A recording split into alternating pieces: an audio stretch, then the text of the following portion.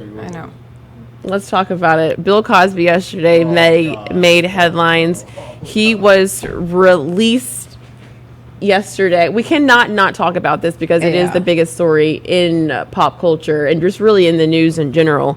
He was released yesterday, and this sent shockwaves really throughout the country. And I know this is a very sensitive topic, and we got to be very careful because this is a big deal.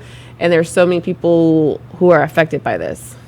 Yeah, it was a surprise. And bottom line, to sum it all up, in case people have missed this in the news, period, Bill Cosby was released from prison yesterday. This comes after there have been more than 60 women who have accused him of sexual assault or misconduct. That goes all the way back to the 1960s. Obviously, a lot of those cases outside of statute of limitations, but there was one particular case that allowed them to start attempting this process back in 2015.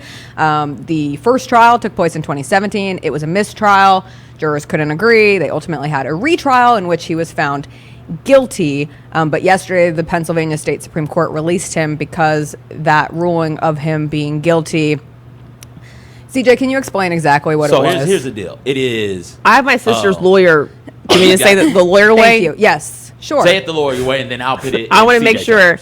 Here's what she said. So it came down to Bill Cosby had relied on a prosecutor's promise to not prosecute, which is legal, if he testified in a civil case, which he did, but that testimony was effectively used as evidence against him in his criminal conviction. The judge found that the prosecutor's office violated that agreement and wrongfully used the evidence to convict him.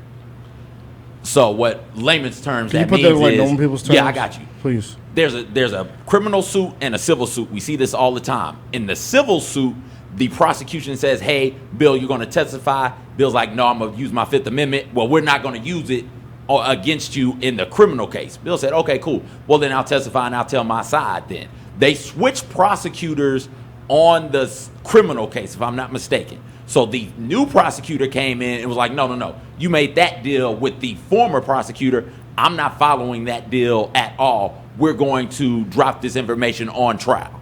And that's why he got out. It's not that he's innocent. It is that the prosecution dropped the ball and tried to circumvent the rules of law that we have established. And some people are very upset because this happens a lot, where prosecutions will make a promise and will lie, and then they try to get your whatever statement, and then they use it against you. So some people are arguing that how many times has this happened to normal people, to these like cases where you're just like, it's not right. But yes, the prosecution messed up. They dropped the ball on this, and so you have a situation where the judge does rule and say we could not use that against him, in which they did use that against them. And so your head does go. It goes into these bigger cases. You're saying like, wait a second, like. And Megan, to your point, it's not just prosecution. This is why when we talk about criminal justice reform, it's not just police, right? It's not just the prosecution who uses these type of tactics. Police officers, detectives do the same thing. How many documentaries do we need of the making of a murderer variety, where we see somebody basically telling the guy, the suspect, what to say, right? And the suspect not knowing as a child not to say those things, right? How many of those documentaries have we seen where stuff like this happens? When we talk about criminal justice reform, we've got to find a better way of getting to justice without using shady, underhanded tactics. Otherwise, you put innocent people in jail who shouldn't be in jail, one, and two, you let guilty people out of jail who probably shouldn't be let out of jail. Yeah, it's a tough thing, and I know that there are so many victims, and because I am not a judge and I'm not part of this case, I'm sure for the victims who are experiencing this, who are seeing this, for all those ladies who accused him, this is really, really hard, because it's coming down to a technicality. And I hate to call it that word, because like that sounds so like lightly too. But it is coming down to, it's not coming down to if guilty or not guilty. And for all this that's happening, I cannot imagine for both sides of it, for the effect and how this all kind of like trickles down and what people are going through emotionally. We know Felicia Rashad tweeted out yesterday, and she's been criticized for her tweet. for saying that finally a terrible wrong is being righted, a miscarriage of justice is corrected. She followed that up is after a lot of people were coming at her. She said, look, I fully support survivors of sexual assault coming forward. My post was in no way intended to be insensitive to their truth. Personally, I know from friends and family that such abuse has lifelong residual effects. My heartfelt wish is for healing. And all I can do and all I can say is, like, I'm praying for both sides, for everyone to, I don't know what the right answer would have been. I don't know what the right answer is, and how you move forward from this, because I know there's a group that do not think of Bill Cosby as guilty, just like Felicia Rashad is it seems as if she is stating that, and there's a group that's saying, like, how can you think that? But in the justice, how it's work is like, this is now where it's one of the situations where you're just like, I don't know, and I hate it for especially the victims who are going through this, because it didn't come down to guilty, not guilty, came down to now just a situation of paperwork, I guess, in a way. Right. And this doesn't vindicate Bill Cosby by any means. And I know it's a very touchy conversation, and there are a lot of layers to the conversation as well.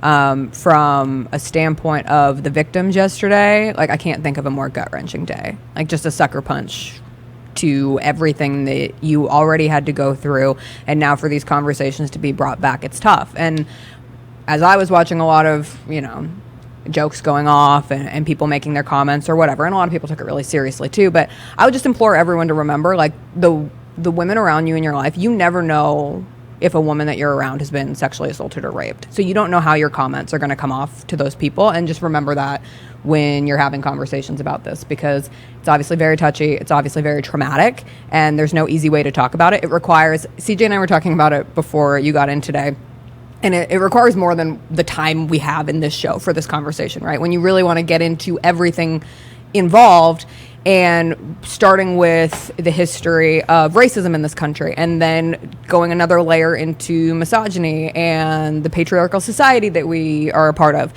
You have to have all these conversations, and it's like one giant knot, and we need to work as a society to try to start, like, slowly undoing this knot, but it's going to take time, and it's going to take a lot of in-depth conversations that, like, I'm going to be honest, rise and grind, probably not going to solve this right here, but it was a tough day. It was a tough day, period, for a lot of people. Yeah, just, I hope that one of the things that comes from this is people sit down and talk to their children. Like, hey, listen, this is how you behave in these situations, in sexual situations. This is what you can do. This is what you don't do, right? You don't try and drug somebody. You don't try and get them drunk to lower their inhibitions. You don't try and get them high to lower their inhibition, right? Like, this can get you in trouble if you do these things. Don't do that. Also, it's just a bad thing to do, right? To try and take advantage of somebody sexually using outside foreign substances, right? So I hope that one of the things that comes from this is we sit down and talk so we can, like, stop this type of stuff from happening. Not just